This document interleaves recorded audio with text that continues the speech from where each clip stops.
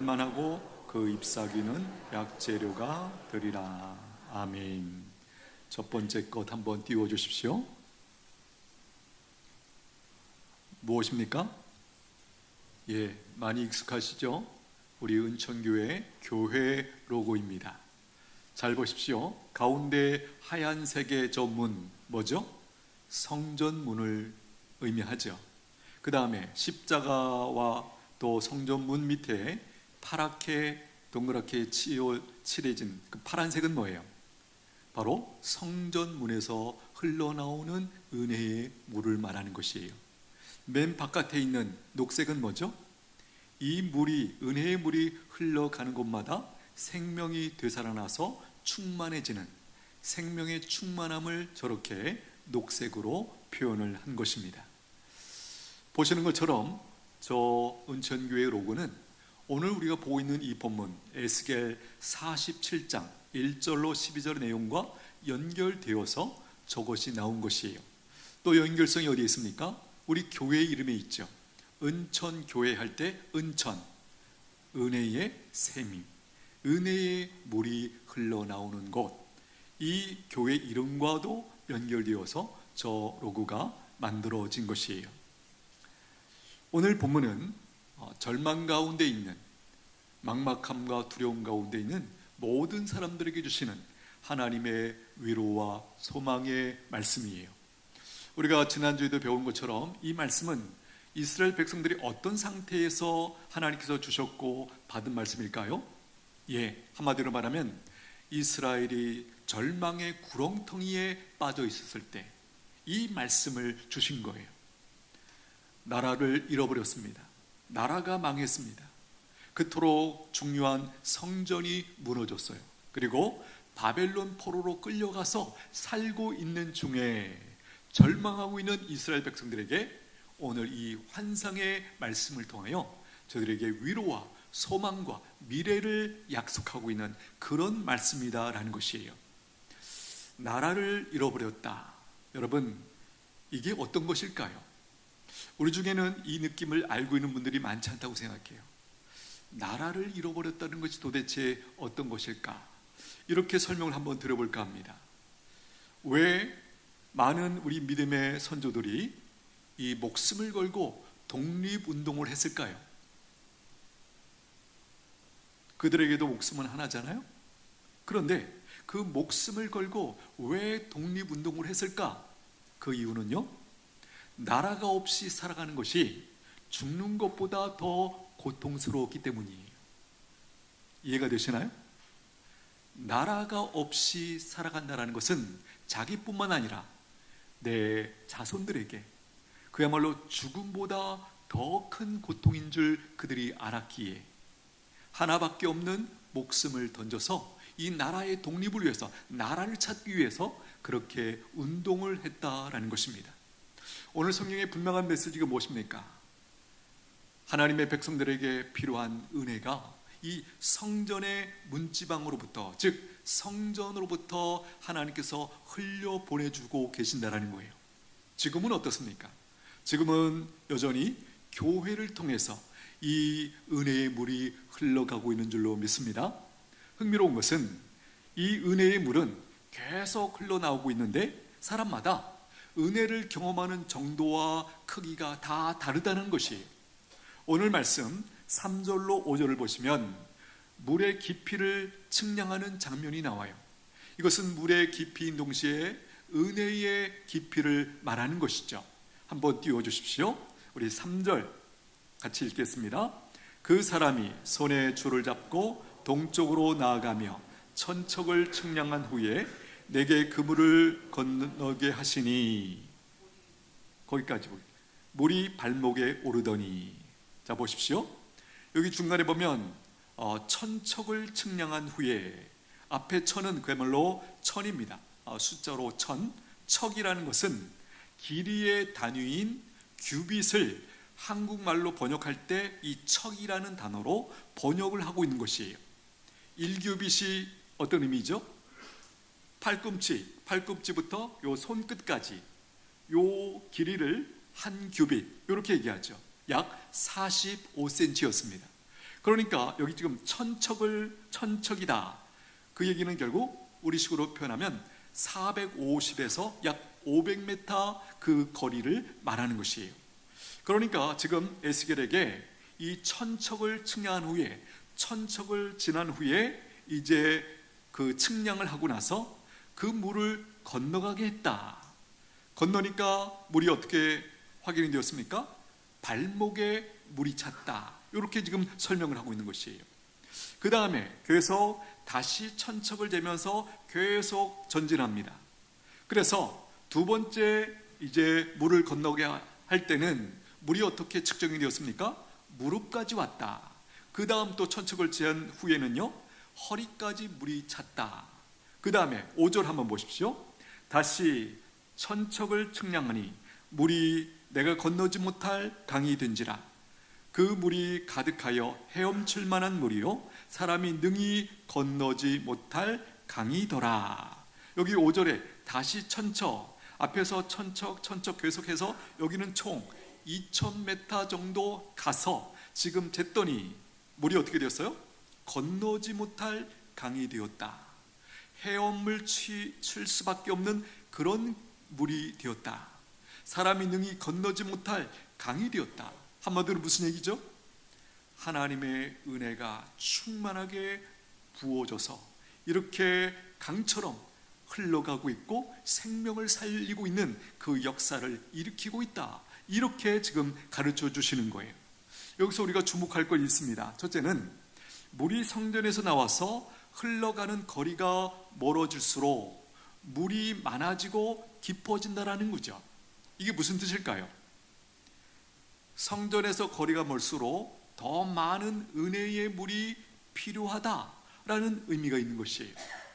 한번 생각해 보십시오. 확실히 우리가 교회에서보다는 삶의 현장에서 더 큰 하나님의 은혜가 필요합니다. 맞습니까? 우리 교회 안에서는 그렇게 많이 이렇게 우리가 조금 훨씬 더 자유롭죠. 여기 오면 다 그래도 하나님을 의식하고 하나님 앞에서 말하고 행동하고 서로를 대하고 하는 그런 은혜가 있습니다. 그러나 성전에서 멀어질수록 삶의 현장, 우리가 직장, 사회 어떻습니까? 어렵습니다. 그렇죠? 다양한 사람들, 낯선 사람들, 어려운 사람들, 그 다양한 사람들을 만나면서 그들과 잘 조화롭게 살아야 되고 또 우리에게 맡겨진 일들을 감당하고 하는 등등이 생각보다 어렵습니다. 이런 맥락에서 그곳에 훨씬 더 큰 은혜가 필요하다라는 것입니다. 물론 보통 이렇게도 이해할 수 있겠죠.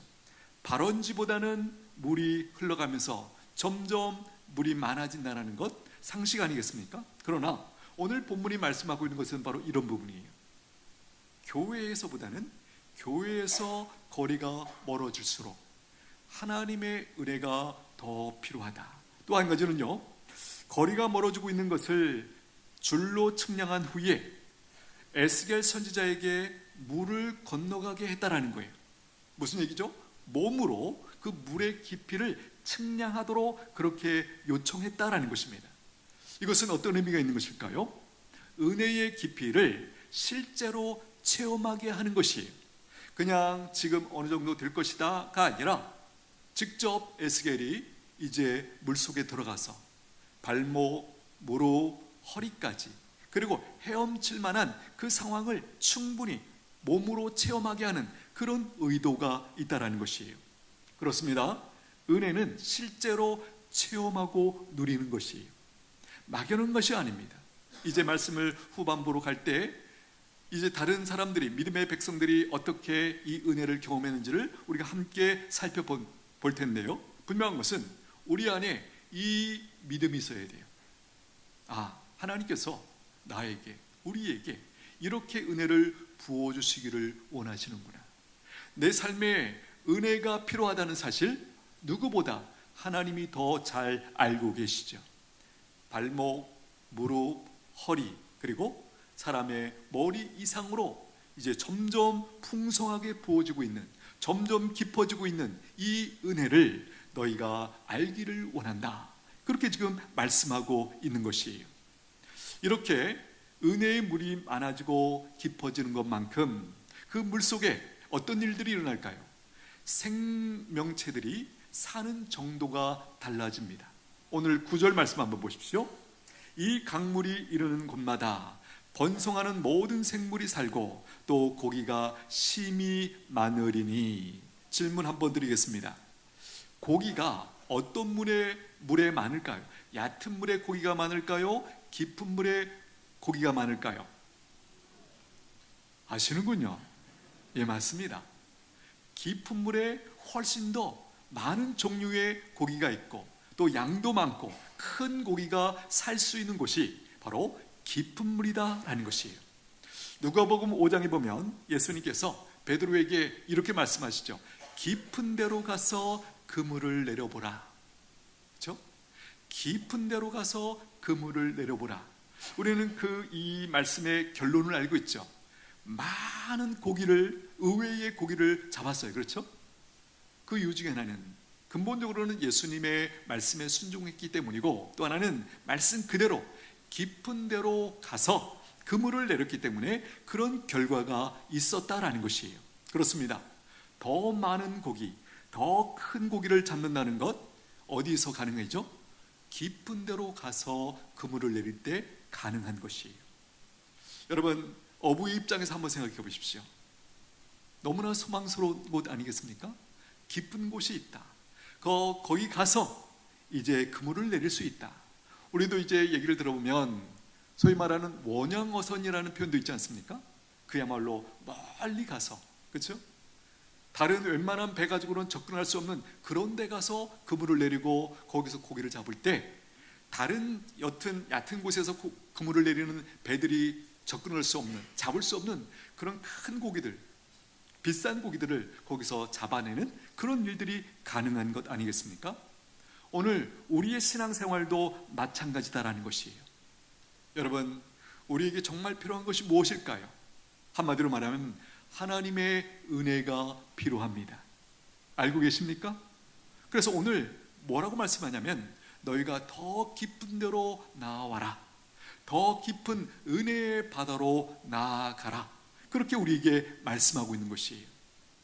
어떤 사람들은요, 발목 정도의 은혜를 경험하면서 만족하면서 그렇게 신앙생활해요. 발목 정도의 은혜를 경험하면서 신앙생활이란 이런 거지, 그렇게 그 정도 만족하면서 신앙생활 하시죠.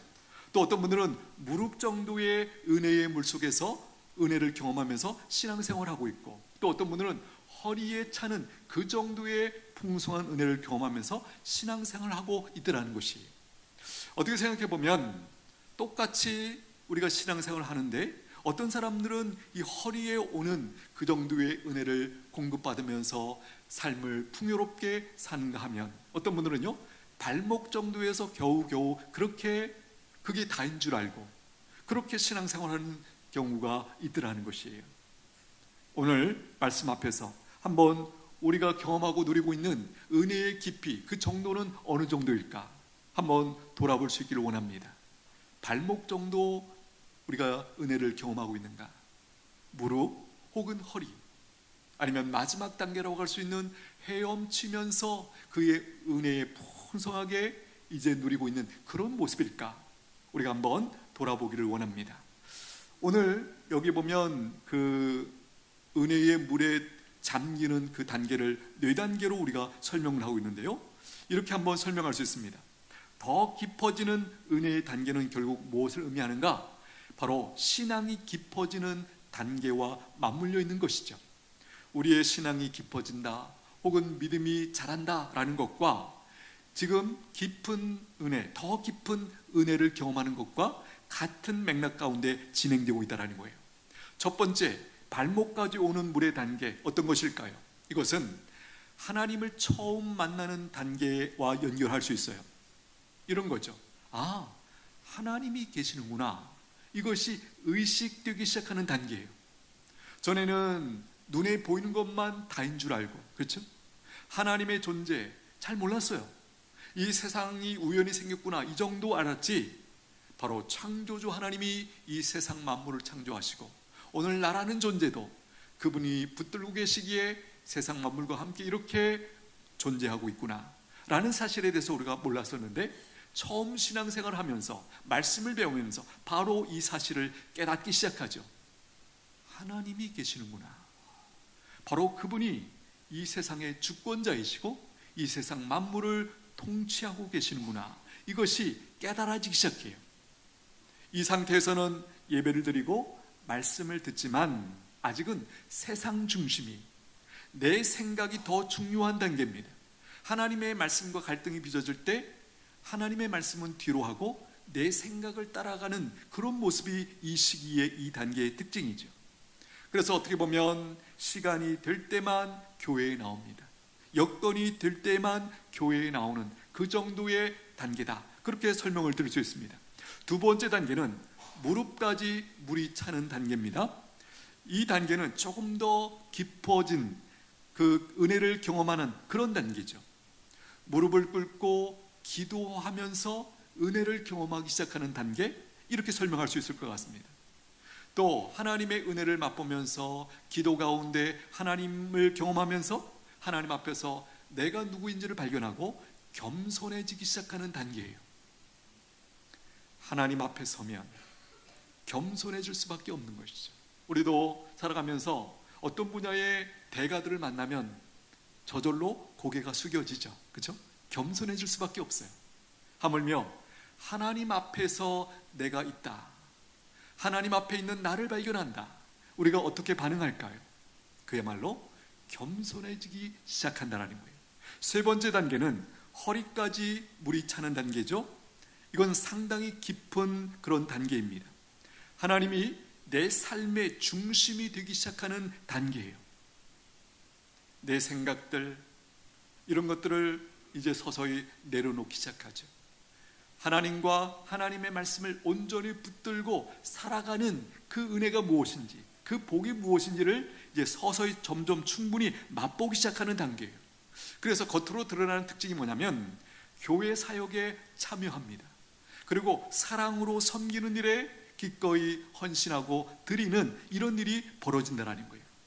마지막 네 번째 단계는 그야말로 머리보다 더 깊은 물에 잠기는 그런 단계죠. 이 단계에서는요, 사람이 생각할 수 없는 풍성한 은혜를 경험하고 누리는 단계예요. 내가 한 번도 생각하지 못했던 그런 은혜가 있구나, 이런 것들을 경험하기 시작해요. 이 단계는요, 예수님께 완전히 항복하는 단계입니다. 그렇죠? 전에는 내 생각과 하나님의 말씀이 충돌하고 약간 왔다 갔다 하고 그런 측면이 있는데, 이 정도 단계가 되면 무조건 내 생각을 내려놓고 하나님의 말씀 앞에 순종할 줄 아는, 굴복할 줄 아는 그 단계가 된다는 것이에요. 이 단계에서는 발이 더 이상 땅에 닿지 않죠. 이게 무슨 뜻일까요? 내가 나 자신을 통제할 수 없다는 거예요. 그야말로 물의 흐름에 내 몸을 완전히 맡기면서 그 물의 힘의 능력을 힘입고 그렇게 살아가는 그 단계가 바로 이 단계다라는 것이에요. 더 이상 내 힘이 아닌 하나님께 완전히 자신을 맡기는 그런 단계입니다. 하나님이 공급하시는 그 은혜로 말미암아 충만하게 살게 되는 그 단계가 바로 이 단계다라는 것이에요. 이 단계에 온 사람들의 입에서 이런 고백이 나옵니다. 나는 할 수 없으나 하나님은 하십니다. 하나님은 하실 수 있습니다. 내게 능력 주시는 자 안에서 내가 모든 것을 할 수 있느니라. 이런 고백을 하면서 그 승리를 삶의 현장에서 경험하면서 살아가는 그 복을 누리게 된다는 것이, 우리가 자주 좌절하고 절망하는 이유는 뭡니까? 여러 가지로 설명할 수 있지만 이렇게 표현할 수 있습니다. 나만 보기 때문에 그런 거예요. 내 상황만 보기 때문에, 내 능력, 내가 가지고 있는 것, 내 상황만 보기 때문에 우리가 자주 절망할 수밖에 없어요. 좌절할 수밖에 없어요. 미래가 없다, 소망이 없다, 이렇게 쉽게 결론을 내리는 이유가 바로 그러하다는 거예요. 오늘 하나님의 백성들의 복이 무엇입니까? 물론 나도 봐야겠지만 근본적으로 누구를 보는 거예요? 하나님을 바라보는 거예요. 하나님이 내 인생의 주인이시다, 그분이 나를 붙들고 계신다, 이것이 깨달아지고 믿어질 때 내가 없는 것, 내가 부족한 것, 내가 약한 것 괜찮네, 괜찮지, 하나님이 계시면 되는 거지, 이렇게 우리가 경험하기 시작한다는 거예요. 또 다른 각도에서 보면 우리가 연약한 만큼 그 연약한 부분을 뭘로 채워요? 하나님이 도움으로, 하나님의 능력으로 채워주세요. 그러므로 사도 바울이 고백하듯이 자기의 연약함을 자랑한다, 그렇게 고백하지 않습니까? 그 이유가 뭐예요? 내가 연약한 것만큼 하나님의 능력으로 채워지기 때문에. 할렐루야. 그래서 우리가 부족할수록, 연약할수록 그리스도 안에 있는 사람들은 괜찮다고 그렇게 고백하는 이유가 뭐예요? 바로 그 연약한 부분만큼 하나님의 은혜로, 하나님의 능력으로 채워주시기 때문에 나의 부족은, 나의 연약함은 전혀 문제가 되지 않는다, 그 믿음의 고백인 것이죠. 오늘 저와 여러분 이 은혜 누리시게 되기를 축복합니다. 나만 보면 소망이 없어요. 절망할 수밖에 없어요. 그러나 내가 아니라 나를 붙들고 계시는 그 하나님을 보실 수 있게 되기를 축복합니다. 그러면 우리가 살아나는 것이죠. 바로 이 단계에서 진정한 자유와 능력을 경험하게 됩니다. 이때부터 그야말로 마음껏 하나님을 섬기면서 하나님의 뜻을 힘있게 섬기는 그 인생을 누리게 된다는 것이에요. 우리가 중심에서 알고 있듯이, 고백하듯이 우리의 인생이 어떻게 쓰임받기를 원합니까? 하나님을 온전히 기뻐하며 섬기기를 원합니다. 할렐루야. 그렇죠? 결국 성경적으로 보면 누가, 어떤 사람이 복된 인생인가, 승리하는 인생인가? 더 많은 마음을 가지고, 중심을 가지고, 그렇죠? 내가 가지고 있는 모든 시간과 물질과 재능을 가지고 하나님을 섬기고 하나님의 뜻을 섬기는 데 쓰임받는 것, 그 정도, 그 크기, 그것을 성경에서 복이라고 말하고 있습니다. 여러분, 아이들 수영 가르쳐 본 적 있으십니까? 아니, 우리가 어렸을 때 수영을 배워본 적이 있으시죠? 처음에는 많은 경우 어떻게 시작하죠? 어렸을 때 물가에서 발목 정도 담그고 재미있게 놉니다. 그 다음에는요, 무릎까지, 물이 차는 데까지 이렇게 나가서 또 거기서 즐거워하고 물놀이를 합니다. 그런데 그 꼬마가 이제 조금 더 도와주려고 아버지가 허리까지, 물이 차는 데까지 데리고 가면 어떻게 느끼죠? 저도 생생하게 기억합니다. 뭡니까? 물이 무서워집니다. 그래서 뒤로 이렇게 물러나는 그런 행동을 취하는 것을 우리가 보게 되죠. 그때 아빠가 이렇게 돕습니다. 괜찮아, 아빠가 잡고 있잖아. 네가 몸을 물에 이렇게 맡긴다라는 느낌을 가지고 한번 이렇게 해봐. 이런 식으로 격려하면서 이 수영을 가르치지 않습니까? 자, 아이가 용기를 내서 몸을 그 물에 맡깁니다. 그리고 아빠가 가르쳐준 대로 손을 가지고 작용을 하죠. 그렇게 한동안 실패를 하다가 어느 순간에 내 몸이 물에 뜨는 것을 경험하죠. 드디어 그때부터 헤엄을 치기 시작합니다. 여러분, 내 몸이 물에 뜬다, 물 위에서 내가 이렇게 움직일 수 있다, 이 경험, 어떤 경험이죠? 참 새로운 경험이에요. 놀라운 경험이에요. 이런 일이 나도 뜨네. 여러분, 그 경험 기억하시죠? 여러분 표정을 보니까 물에 못 떠본 사람이 꽤 있으신 것 같아요. 태생적으로 물에 안 뜨는 분들도 계시죠, 그죠? 예. 그런데 우리가 곰곰이 생각해 보면, 내 몸이 물에 떠서 이렇게 자유롭게 움직일 수 있다? 참 놀라운 일이죠. 인생에 많은 일들이 그런 것 같아요. 내가 전혀 해보지 못했던, 생각하지 못했던 어떤 영역의 일들을 우리가 하기 시작하고 경험하기 시작하면, 참 여기 이런 또 재미가 있구나, 또 이런 맛이 있구나, 이런 세계가 있구나, 이렇게 놀라워하면서 우리가 성장하고 그렇게 인생이 펼쳐지지 않습니까? 여러분, 하나님의 은혜를 경험하는 것도 마찬가지다라는 거예요. 우리가 우리 자신을 완전히 하나님 앞에 맡길 때 하나님의 은혜가 우리를 온전히 떠받치고 우리가 생각하지 못했던 새로운 세계로 우리를 경험케 해주시고 인도해 주신다는 거예요. 우리의 고백이 이런 것이죠. 이런 삶이 있었어? 이런 삶이 가능하다고? 이것이 바로 은혜 안에 점점 깊이 나아가는 성도들이 누리는 고백인 줄로 믿습니다. 이런 세계가 있구나. 우리 모두가 저는 고백한다고 믿습니다. 우리가 예수님 믿기 전과 후에 확실한 고백이 무엇입니까? 와, 이렇게 복된 삶이 있었다고? 내 인생이 이렇게 달라질 수 있다고? 이것이 바로 예수님을 만난 모든 이들의 고백 아니겠습니까? 오늘 본문은 혹시 우리 중에 모르고 있는 분들에게, 안주하고 있는 분들에게 이렇게 초청합니다. 더 깊은 은혜의 바다가 있다고, 이 사실을 알려주고 이제 용기를 내서 더 깊은 바다로 나아오라고, 그렇게 우리를 초청하고 있습니다. 이제 필요한 것은 우리의 반응입니다. 어떤 분들은 지금 여기가 좋사오니 더 깊은 은혜의 바다 저는 관심 없습니다, 이렇게 반응하는 분들도 계실 거예요. 그러나 또 어떤 분들은요, 기대감을 가지고 그러면 당연히 더 깊은 은혜의 바다로 나아가 봐야겠다, 이렇게 반응하는 분들도 분명히 있을 거예요. 이렇게 하나님께서 말씀하시고 초청하실 때 자기 몸을 한번 순종해 보는 이 모습을 가리켜서 우리가 믿음이다, 그렇게 얘기하죠. 이런 은혜의 단계를 경험했던 성경의 인물을 우리가 찾는 중에 저는 베드로가 기억이 났습니다. 여러분, 처음에 베드로가 예수님의 존재를 알고 있었습니다. 특별히 누가복음 5장에 보면 그날 새벽에 밤새도록 고기를 잡고 와서 이제 바닷가에서 그물 손질을 하고 있었을 때 조금 거리 떨어진 곳에서 무리들이 새벽같이 나와가지고 예수님 앞에서 말씀을 듣고 있는 그 장면을 베드로가 봅니다. 그러니까 멀리서 관망을 한 거죠.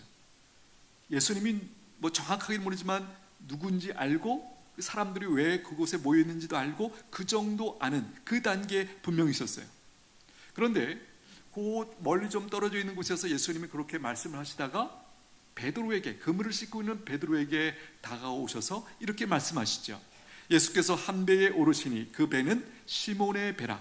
육지에서 조금 떼기를 청하시고 앉으사 배에서 무리를 가르치시더니, 여기 오셔서 아마도 이 상황을 우리가 이해하면 예수님께서 그 무리들에게 더 효과적으로 말씀을 가르칠 수 있는 그 환경이, 장소가 필요했던 것 같아요.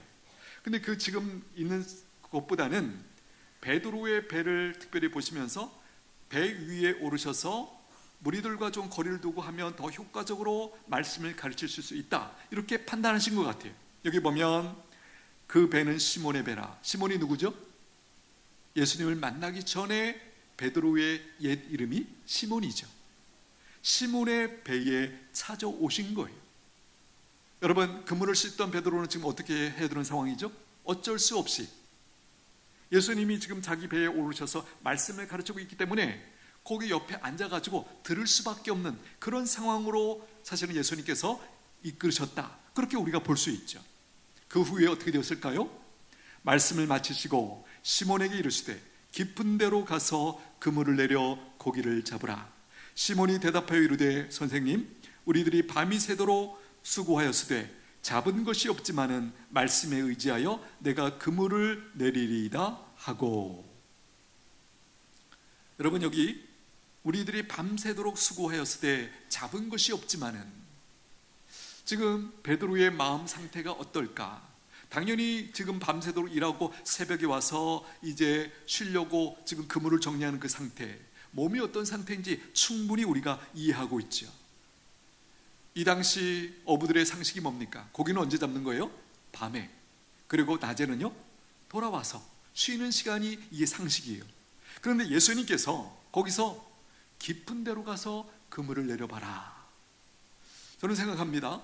베드로 마음 가운데 굉장히 갈등이 있었을 거예요. 지금 지쳤는데, 지금 너무 힘든데 내가 예수님의 말씀을 따라 갈 건지, 아니면 양해를 구하고 제가 지금 몸이 그래서 안 되겠습니다, 못하겠습니다, 이렇게 할 건지 고민이 됐을 것 같아요. 그런데 베드로의 결단이 무엇입니까? 우리의 지식과 경험으로는 안 됐지만 예수님이 말씀하시니까 제가 한번 그물을 내려보겠습니다. 이렇게 반응했다라는 거예요. 상상해 보십시오. 만약에 이 예수님의 요청에 대해서 베드로가 만약에 거절했다면 어떻게 되었을까요? 오늘 우리가 알고 있는 베드로는 없었을 거예요. 그렇죠? 물론 하나님이 또 한 번 더 기회를 주셔서 그럴 수도 있겠지만, 일단은 이 범주 안에서 우리가 생각을 해보면 그가 이때 예수님의 말씀에 순종했기 때문에 나가서 그 고기, 엄청난 고기를 잡은 그 경험, 그리고 이제 그 다음의 과정들이 일어났다라는 것이에요. 여러분, 예수님의 말씀이니까, 하나님의 말씀이니까, 성경의 말씀이니까 한번 해봐야겠다. 이게 바로 뭡니까? 바로 믿음이죠. 그렇습니다.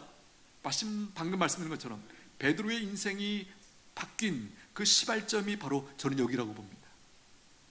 말씀을 듣고 이 말씀에 내가 한번 해봐야겠다, 순종해봐야겠다, 순종했더니 의외의 결과, 자기 지식과 경험을 넘어서는 하나님의 역사, 하나님의 은혜를 그가 맛봤기 때문에 그 다음에 인생이 펼쳐지더라라는 것이에요.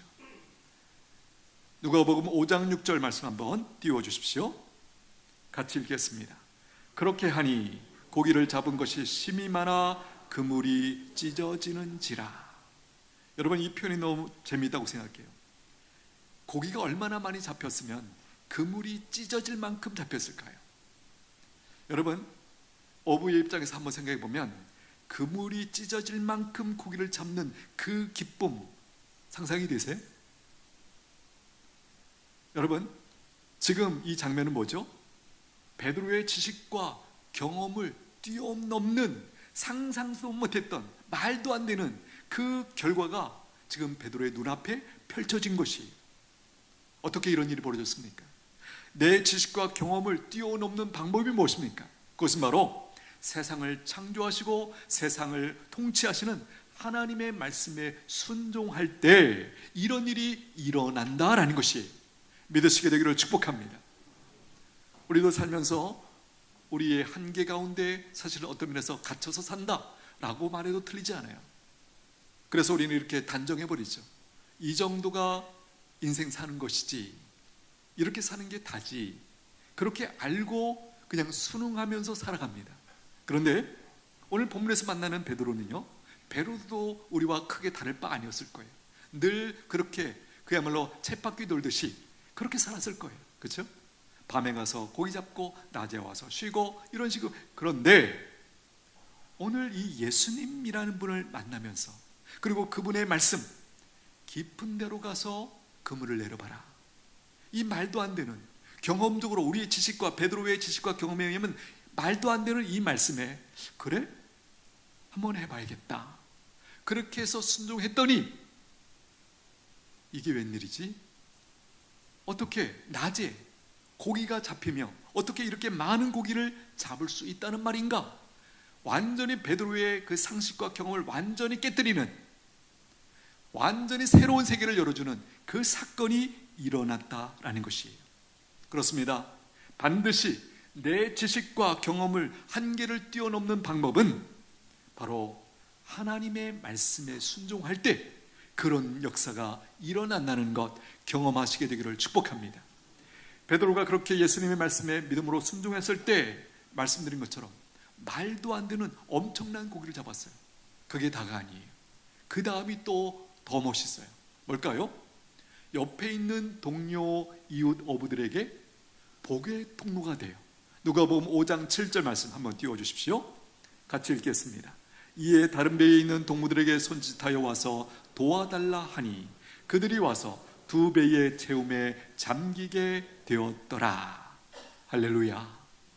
지금 베드로가 순종했는데 하나님이 주신 은혜의 그 풍성함을 가지고 자기가 감당할 수 없을 만큼 주셨어요. 그래서 옆에 있는 이웃에 있는 그 어부들도 초청해서 그들과 함께 그 하나님이 주신 그 은혜의 풍성함을 함께 나누고 있는 것, 여러분, 이것이 우리를 부르신 하나님의 계획인 줄로 믿습니다. 오늘 저 여러분들 마찬가지예요. 우리가 하나님의 말씀을 따라 순종하여 나갈 때 우리에게 큰 은혜를 주어주시는데, 그 은혜는 나만 누리도록 허락한 것이 아니라 바로 옆에 있는 누군가에게 함께 은혜의 통로가 되도록, 복의 통로가 되도록 우리를 부르셨다는 것, 여러분 믿으시게 되기를 축복합니다.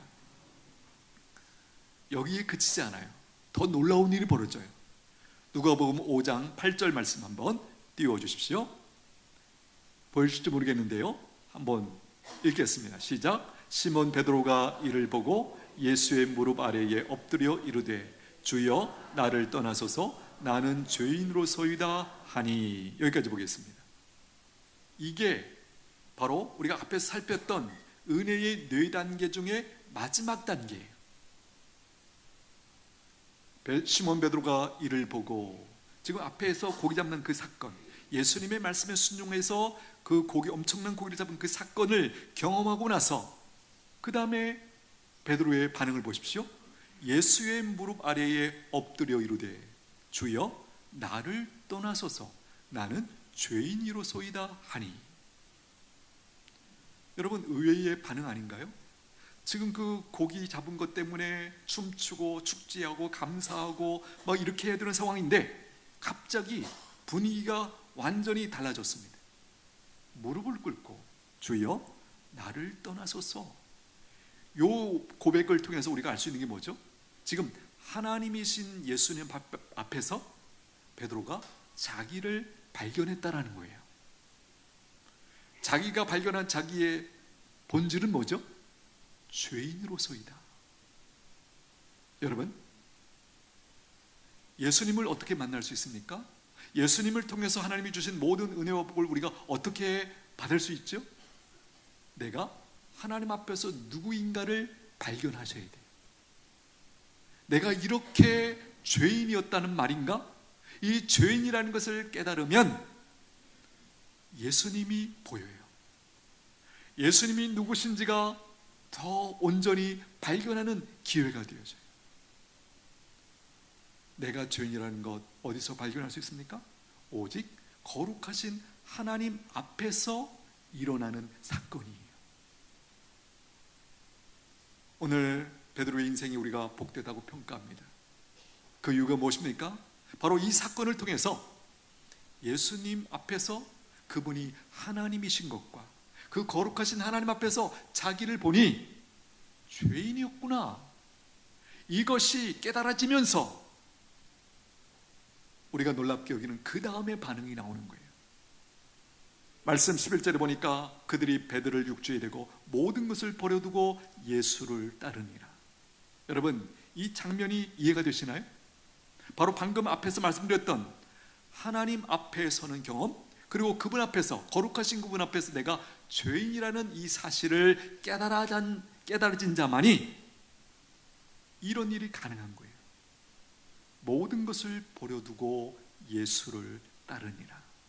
바로 이 단계가 앞에서 살폈던 4번째 마지막 단계에 해당되는 것이다라는 거예요. 물론 이렇게 할 수 있었던 또 한 가지 근거는 바로 앞절에 보면 예수님이 베드로에게 이런 비전과 사명을 주시죠. 이제 후로는 내가 사람을 취하리라.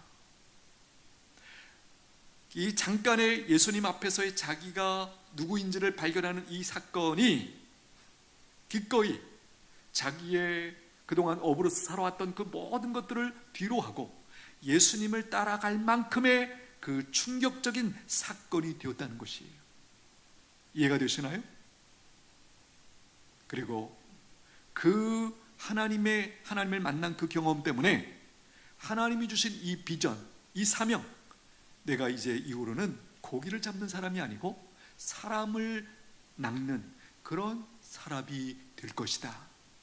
이 짧은 예수님의 이 사명, 이 부르심에 그가 기꺼이 따라갈 수 있었던 이 엄청난 변화, 그것은 바로 하나님을 만났기 때문이, 자기가 누구인지를 발견했기 때문이, 그런 나 같은 죄인을 하나님이 받아주시다니, 그 은혜에 감격하여, 그 구원의 은혜에 감격하여 기꺼이 그분의 부르심에 대하여, 그분의 사명에 대하여 따라가고 있다라는 것이에요.